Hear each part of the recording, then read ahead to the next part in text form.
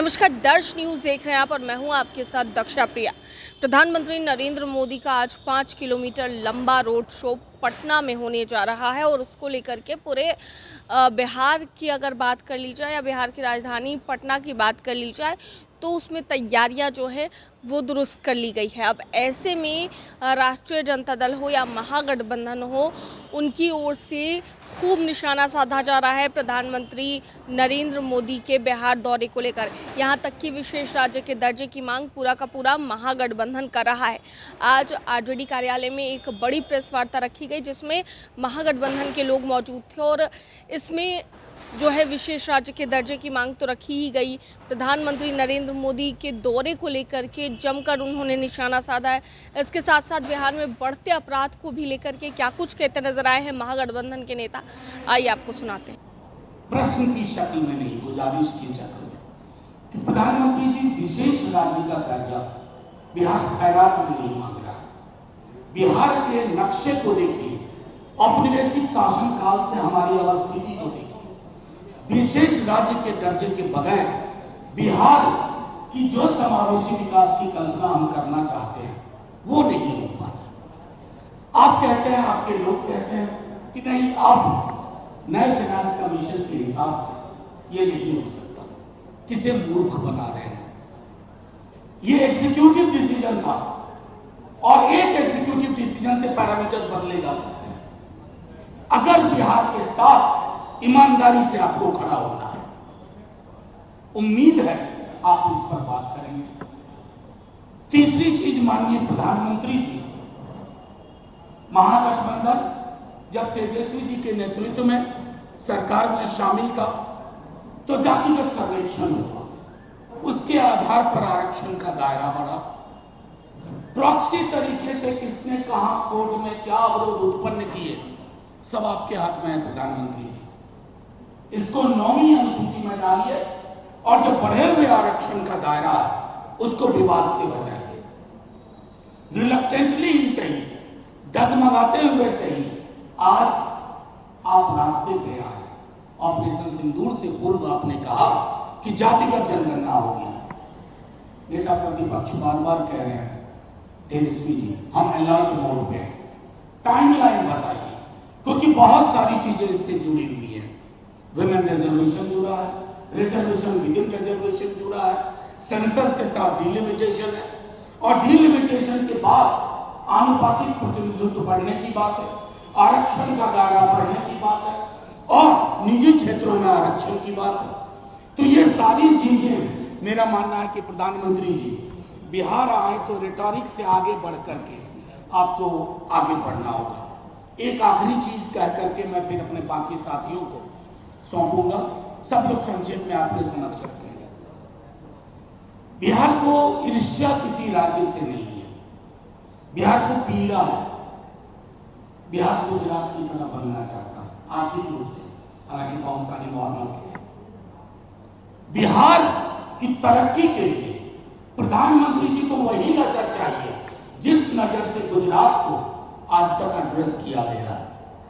ये नहीं होगा प्रधानमंत्री जी कि निवेश गुजरात में, पूंजी गुजरात में और श्रम शक्ति जनसाधारण से श्रमिक जाए बिहार से, तमाम आपदा को झेले। प्रधानमंत्री जी बिहार इस साइकिल को बदलना चाहता है, इसको दुरुस्त करना चाहता है। और हां, आज जब प्रधानमंत्री जी आप रोड शो से निकलेंगे तो संभवतः जो मुझे जानकारी है उसी सड़क से निकलेंगे जहां गोलियां लहराई गई। प्रधानमंत्री जी बस गुजर जाने को गुजर मत जाइएगा, थोड़ा ठहर जाइएगा और सोचिएगा कि बिहार की गवर्नेंस क्या है, कौन चला रहा है बिहार को। बिहार ना ऑटो पायलट मोड में है ना पायलट है और टर्बुलेंस बहुत है। तो प्रधानमंत्री जी चुनावी साल है, लेकिन बिहार चुनाव का भी अपने अस्तित्व को नहीं देखता। इस बात को ध्यान में रखते हुए बिहार में सौहार्द कैसे बरकरार रहे, जो मैंने पहले कहा कि बिहार हम की भावना से सोचता है। इस भय, इस हम को भय और नफरत की आग में मत झोंकिएगा। हम बहुत भुगत चुके हैं, आपसे ये आग्रह होगा। अब मैं आग्रह करूंगा हमारे कांग्रेस के साथी राजेश जी से सब लोग संक्षेप में अपनी अपनी बात बताएं। सम्मानित मंच, नमस्कार साथियों। अपने आप को आदरणीय मनोज झा से संबद्ध करते हुए संक्षिप्त में मैं छोटा सवाल करता हूँ। क्योंकि बिहार की चिंता हमें भी है, आपको भी है, कभी कभी नीतीश जी को भी होती थी। बिहार आएंगे तो बिहार के विकास पे हो सकता है मोदी जी भी आंसू बहाएं। मैं इसलिए इस बात को कह रहा हूँ कि आज से 4 दिन पहले शासी परिषद का बैठक दिल्ली में हुआ। उससे पहले बिहार सरकार की ओर से बिहार सरकार के मंत्री ने नीति आयोग को पत्र लिखा कि बिहार केंद्रीय योजना में बिहार का अंशदान मात्र 10% रखा जाए, 90% केंद्र सरकार दे।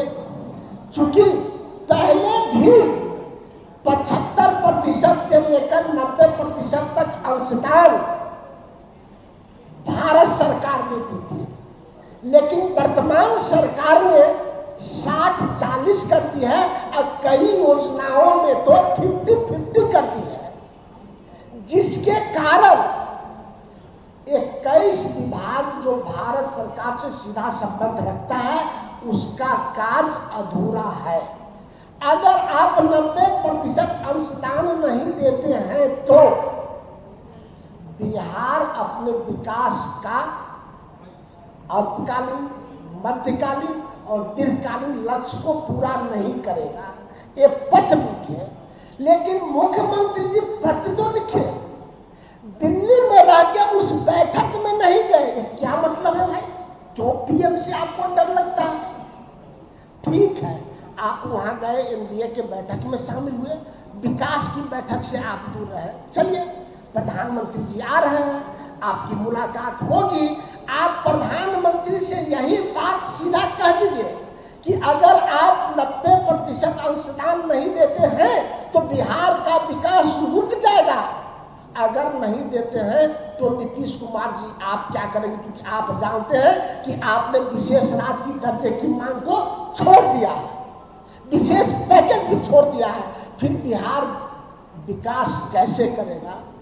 क्योंकि बिहार के विनाश में एक ट्रबल इंजन बड़ा कारण है।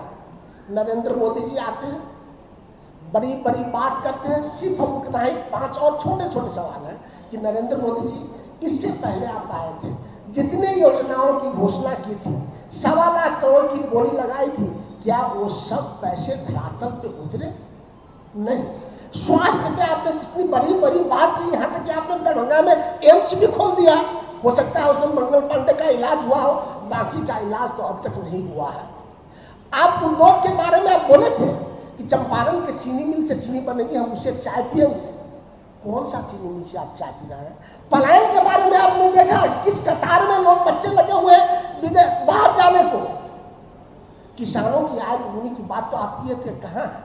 सबको पक्का की मकान किए थे वाला, कहाँ है? दलितों पे अत्याचार तो डबल की सरकार में बढ़ गई है। अब गोलियों के बौछार तो ऐसे हो रहा है, कभी कहते थे पहले गोली चलती थी, अभी तो गोली फुलझड़ी की तरह चल रही है। नीतीश कुमार जी कहते थे अरे रात में कौन निकलता था जी, पहले कौन निकलता था कि रात में?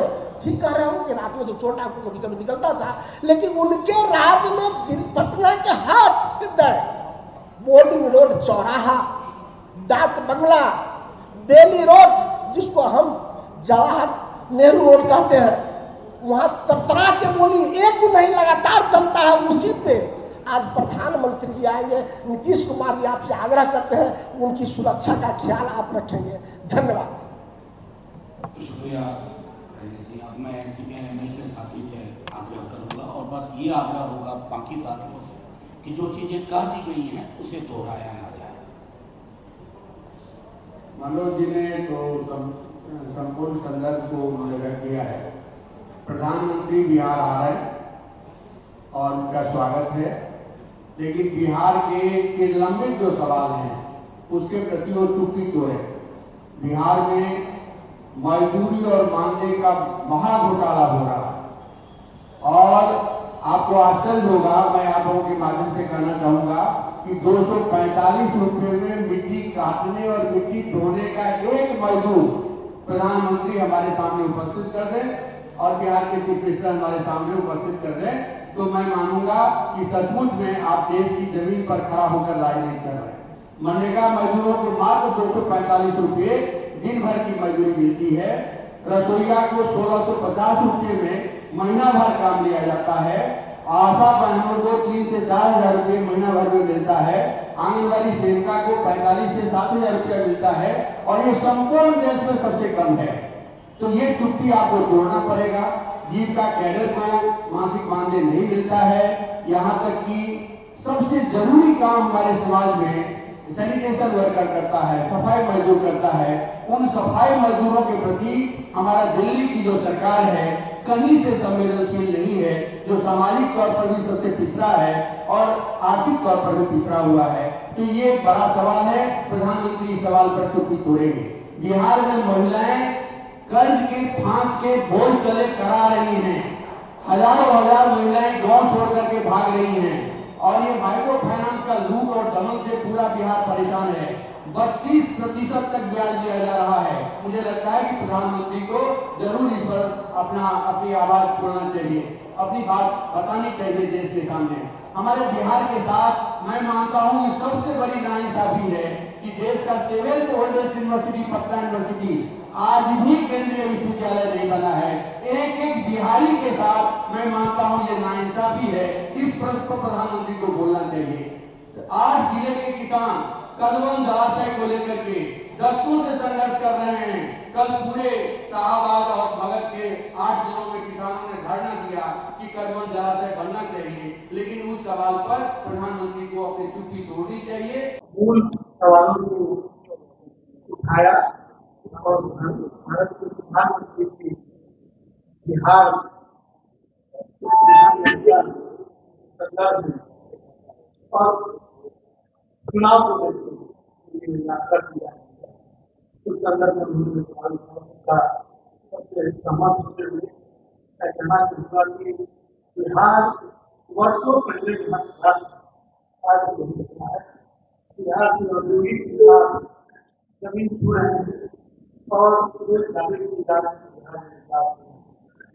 निवेश बहुत नगण्य है।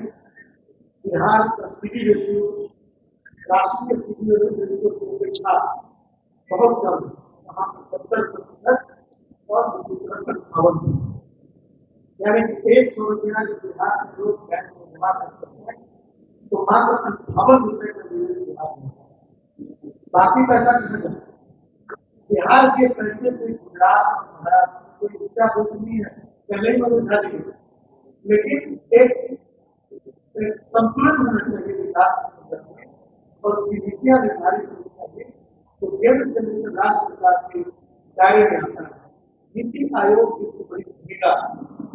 तो जब बिहार के विकास की बात यूं ही सड़क पर घूम कर रोड होकर तभी बिहार का विकास हो जाता और होने की संभावना हो तो, लेकिन मुझे लगता है कि मूल बातों पर प्रधानमंत्री जी को ध्यान देना होगा कि बिहार का इकोनॉमिक डेवलपमेंट, इंडस्ट्रियल डेवलपमेंट जो बात है और सबके सभी कानून की एक ही चाह है बिहार तो पहले ही कर दिया गया है। मैं समझता हूँ कि प्रधानमंत्री और पूरे बिहार के विकास न होने के आगे न बढ़ने के कानून का पता करके और वो बताया गया है बिहार के विकास अपने डिलीवरी करेंगे। तो 2 महीना का वक्त चुनाव को पहले डिलीवर नहीं करते तो बिहार की जनता भी और धन्यवाद। तो सुना आपने क्या कुछ कहते नजर आए हैं महागठबंधन के नेता और किस तरीके से निशाना साध रहे प्रधानमंत्री नरेंद्र मोदी के बिहार दौरे को लेकर।